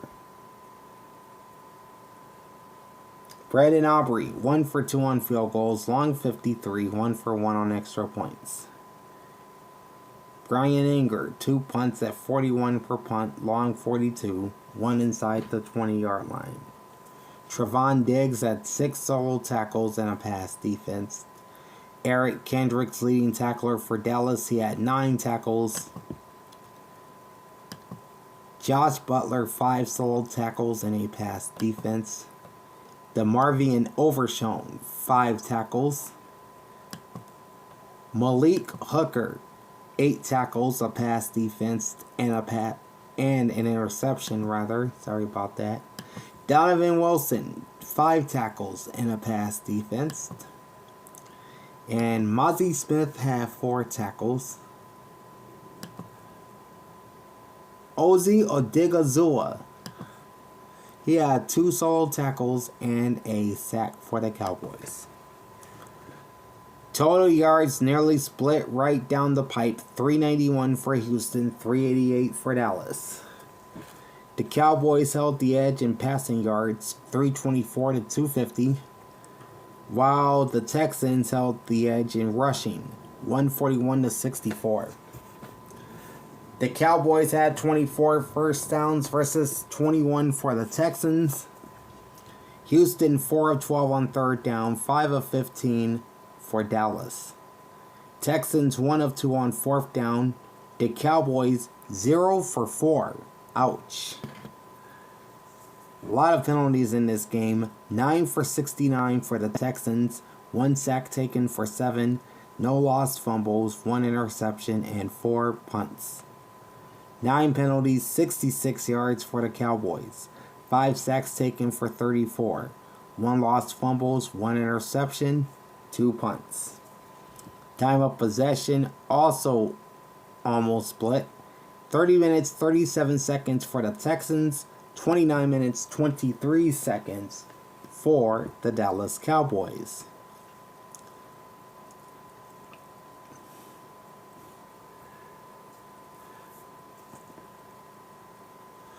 Closing line is Houston -7. Over under is 41.5. And they barely got this game to go over. I took the Texans to win and to cover. And for the week, I finished 11-3 straight up. And 11-3 in my spread picks. Give me just a second. I'll tell you where I am for the season. There we go. For the season, I am now 108-58 in my straight up picks. That's about 65%. And in my spread picks, I am 84-80-2, which is about 51%. Okay, so that is the rundown of the 14 games from week 11. Now it's time for the week 12 power rankings, and we're going to start off at the bottom. And some of these teams, many of these teams, especially at the bottom, you may not agree with me. I don't even agree with me because I think I have some of these teams too high. I know I have 2 or 3 of these teams too high. But here we go. The New York Giants take over the number 32 spot with a 2-8 record. They will host the Buccaneers in Week 12. The Las Vegas Raiders at 2-8, despite not playing, or no, they did play. They lost to the Dolphins. They moved up to number 31 at 2-8. They will host the Denver Broncos. Down 4 spots to number 30 are the Dallas Cowboys at 3-7. They're in D.C. this week to face the Commanders. Holding steady at 29 are the Tennessee Titans at 2-8. They play the Texans in Houston. Number 28, you've got the Carolina Panthers staying put from last week. They're 3-7. And they will probably drop next week after they finish playing the Chiefs.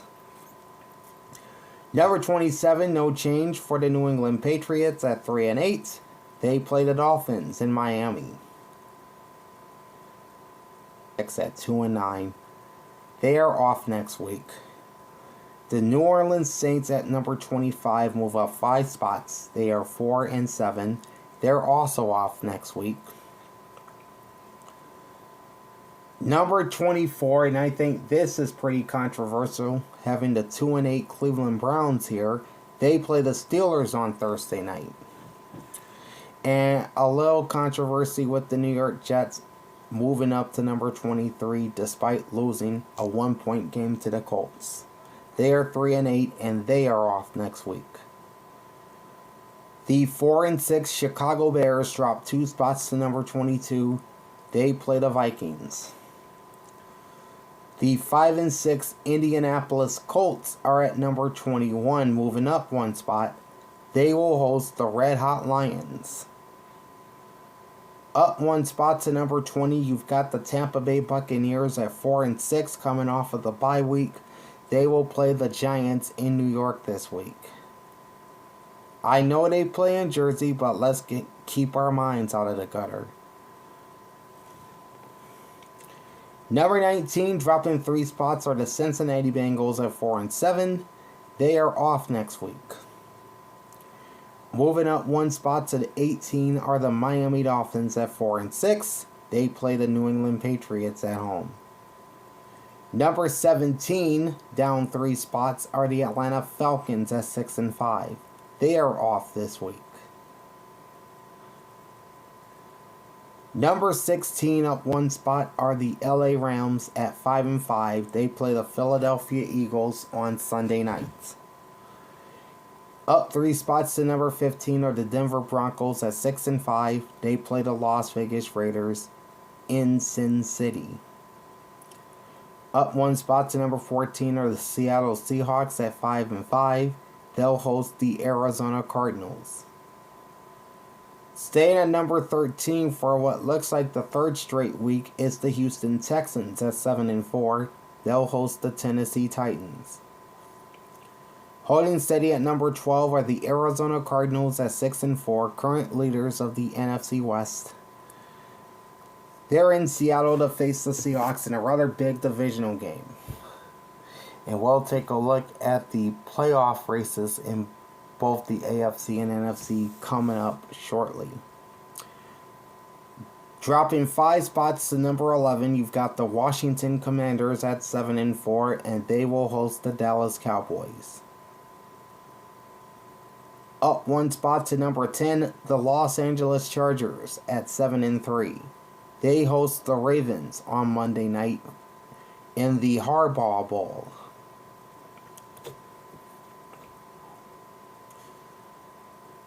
Down 1 spot to number 9, you've got the San Francisco 49ers at 5-5. They're in Lambeau Field to face the Green Bay Packers. Dropping 3 spots to number 8, the 7-4 Baltimore Ravens, who will play Jim Harbaugh's LA Chargers on Monday night. So it's going to be Jim's Chargers versus John's Ravens. Moving up 3 spots to number 7 at 7-3 are the Green Bay Packers, who will host the 49ers. Also up 3 spots to number 6, you've got the Minnesota Vikings at 8-2. They play the Bears at Soldier Field. Dropping 3 spots to number 5, the Kansas City Chiefs, after their win streak comes to an end in Buffalo. They will visit Charlotte to play the Carolina Panthers. The 2 Pennsylvania teams stay the same, as the Philadelphia Eagles remain at number 4 with an 8-2 record. They play the LA Rams on Sunday night at SoFi. Meanwhile, the Pittsburgh Steelers, also 8-2, hangs tough at number 3. They get the Cleveland Browns on Thursday night. Number 2 is the Buffalo Bills at 9-2, and they are off this week. And reclaiming the number 1 spot once again, the Detroit Lions at 9-1. They play the Colts in Indy in Week 12. So those are my power rankings. Now let's finish up with a look at the current NFL playoff picture entering week number 12. And this info is courtesy of ESPN.com. Alright, so your top 4 seeds in the AFC would be the Kansas City Chiefs in the West, the Buffalo Bills in the East, the Pittsburgh Steelers in the North, and the Houston Texans in the South. Despite losing to the Bills, Kansas City is still number 1 in the conference at 9-1. 3-0 versus the West, 5-1 in the conference, 509 strength of schedule, 474 strength of victory. The Buffalo Bills climbed to the 2 spot at 9-2. 3-0 versus the East, 7-2 in the conference. 470 strength of schedule, 430 strength of victory. The Steelers come in as the number 3 seed at 8-2. 1-0 versus the North, 5-1 in the AFC. 453 strength of schedule, 471 strength of victory. And the last division leader are the 4-seeded Houston Texans at 7-4. 3-0 versus the South, 5-1 in the conference. 500 strength of schedule, 413 strength of victory. As of right now, the Los Angeles Chargers, Baltimore Ravens, and Denver Broncos would have the 3 wild cards in the AFC. Sitting in the number 5 spot with the top wild card is the Los Angeles Chargers at 7-3. 2-1 versus the West, 5-2 in the AFC. 447 strength of schedule, 315 strength of victory. The Baltimore Ravens fall to the 6th spot at 7-4. 2-2 versus the North, 4-4 in the AFC. 504 strength of schedule, 493 strength of victory. And the last playoff spot would go to the number 7 seeded Denver Broncos at 6-5. 1-2 versus the West, 2-4 in the AFC. 509 strength of schedule, 349 strength of victory. On the outside at number 8, you've got the Indianapolis Colts at 5-6. 1-3 versus the South, 4-4 in the AFC. 530 strength of schedule, 412 strength of victory. In 9th place, you've got the Miami Dolphins at 4-6. 1-2 versus the East, 3-4 in the AFC. 457 strength of schedule, 286 strength of victory. Coming in at number 10 are the Cincinnati Bengals at 4-7 and presently 2 games out with 6 to play. 1-2 versus the North, 2-5 in the AFC. 500 strength of schedule, but only a 225 strength of victory. There's a tie for 11th with the Jets and Patriots. New York is 3-8, 1-2 versus the East, 3-5 versus the AFC. 534 strength of schedule, 375 strength of victory. New England is also 3-8, 1-2 versus the East, 2-5 in the AFC. 383 strength of schedule, 344 strength of victory. New York wins the tiebreaker over New England based on best win percentage in common games. So that puts the Jets at 11 and the Patriots at 12. They have a 3-way tie with the Browns, Titans, and Raiders. Cleveland is 2-8, 1-1 versus the North, and 2-3 in the AFC. 438 strength of schedule, 409 strength of victory. The Tennessee Titans are 2-8 as well, 0-1 versus the South, 2-4 in the AFC. 567 strength of schedule, 333 strength of victory. And the Las Vegas Raiders also sitting 2-8. 0-3 in the West, 2-6 in the AFC. 534 strength of schedule, 429 strength of victory. Cleveland wins the tiebreaker over both Tennessee and Las Vegas based on best win percentage in conference games. And Tennessee is pretty much the same thing. They win the tiebreaker over Las Vegas based on best win percentage in conference games. And sinking to the bottom of the AFC, you've got the Jacksonville Jaguars at 2-9. 1-1 versus the South, 2-4 in the AFC. 579 strength of schedule, 364 strength of victory.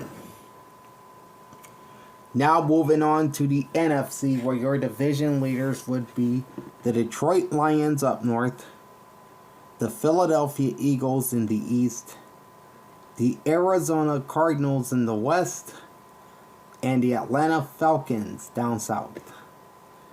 Detroit is the number 1 seed in the NFC at 9-1. 2-0 versus the North, 6-1 in the AFC, or rather the NFC. 480 strength of schedule, 489 strength of victory. The Philadelphia Eagles takes the number 2 spot at the present time at 8-2. 3-0 versus the East, 1 win against each rival. 5-2 in the NFC. 390 strength of schedule, 369 strength of victory. The Arizona Cardinals sit in the number 3 spot at 6-4. 2-0 versus the West, 3-3 in the NFC. 583 strength of schedule, 459 strength of victory. And then you've got the Atlanta Falcons leading the NFC South, sitting in the number 4 spot with a 6-5 record.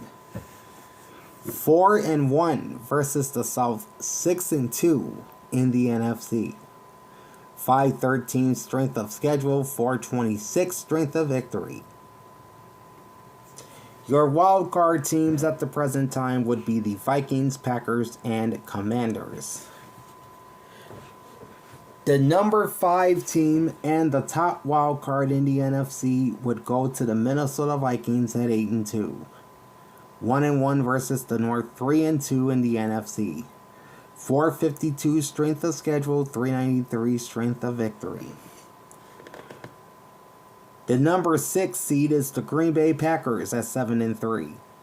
1-2 in the North, 3-3 versus the NFC. 544 strength of schedule, 425 strength of victory. The last wild card spot is presently occupied by the 7-seeded Washington Commanders at 7-4. 2-1 versus the East, 5-2 in the NFC. 446 strength of schedule, 324 strength of victory. And then you have the 3-way tie in the NFC West with the Rams, Seahawks, and 49ers. LA is 5-5, 2-1 versus the West, 3-4 in the NFC. 525 strength of schedule, 451 strength of victory. Seattle is 5-5 also, 1-2 versus the West, 2-4 in the NFC. 519 strength of schedule, 453 strength of victory. San Francisco is also 5-5. 1-3 versus the West, 3-4 in the NFC. 500 strength of schedule, 346 strength of victory.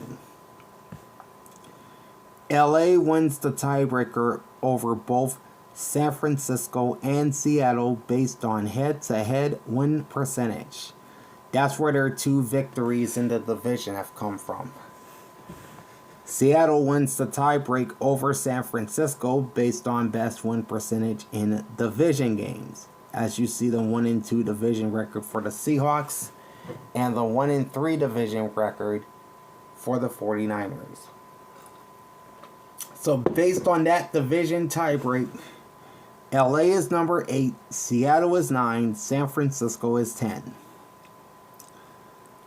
We got another tie with the Buccaneers and Bears. We'll start with Tampa Bay sitting at 4-6. 1-2 versus the South, 4-3 in the NFC. 632 strength of schedule, 667 win percentage. Chicago is also 4-6. 0-1 versus the North, 2-3 in the NFC. 448 strength of schedule, 293 strength of victory. Tampa Bay wins the tiebreaker over Chicago based on best win percentage in conference games. The New Orleans Saints sit at number 13, 4-7 record, 2-3 versus the South, 3-4 in the NFC. 504 strength of schedule, 341 strength of victory. By the way, Tampa Bay is 11 in the conference, Chicago is 12, and then you got New Orleans at 13. Then you got another tie with the Panthers and the Cowboys. Carolina is 3-7, 1-2 versus the South, 2-4 in the NFC. 434 strength of schedule, 258 strength of victory. Dallas is 3-7 also. 1-1 versus the East, 1-5 in the NFC. 558 strength of schedule, 400 strength of victory. Carolina wins the tiebreaker over Dallas based on best win percentage in conference games. And I think they have a game coming up towards the end of the season. So stick around for that one. So Carolina is number 14 in the NFC. Dallas is 15. Meanwhile, the bottom feeder of the conference is also in the NFC East, and that's the New York Giants at 2-8. 0-4 versus the East, 1-6 in the NFC. Yowza. 534 strength of schedule, 350 strength of victory. That is it, my friends, for the Week 11 edition of the week that was. We took a look at all the player and team statistical numbers from all 14 games this past week in the National Football League. We unveiled my Week 12 power rankings. Again, I think there are 3 teams that I have higher than everyone else. I want to change that hopefully next week. And we just updated the playoff race in the NFL after 11 weeks of play. Give me about 2 or 3 hours and I will be back with the Week 13 college football television schedule and the announcers for every college football game this upcoming weekend, which actually starts tonight with a few Mid-American Conference games. So that drops tonight. I'm off Wednesday, and then on Thursday we'll be back with my Week 12 NFL picks, both straight up and against the spread. We'll have an injury report for the Steelers and Browns before their division clash on Thursday Night Football. And we'll look at the latest college football playoff rankings, which are slated to be dropping tonight at around, say, 7:30 Eastern Time, 4:30 Pacific Time.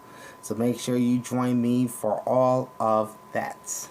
Like, comment, and subscribe to my channel. Ring the bell and get notified every time I go live.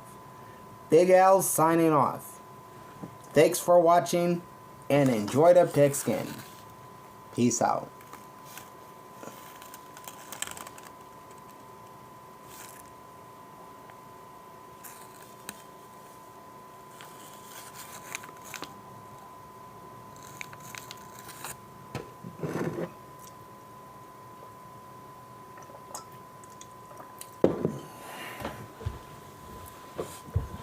That is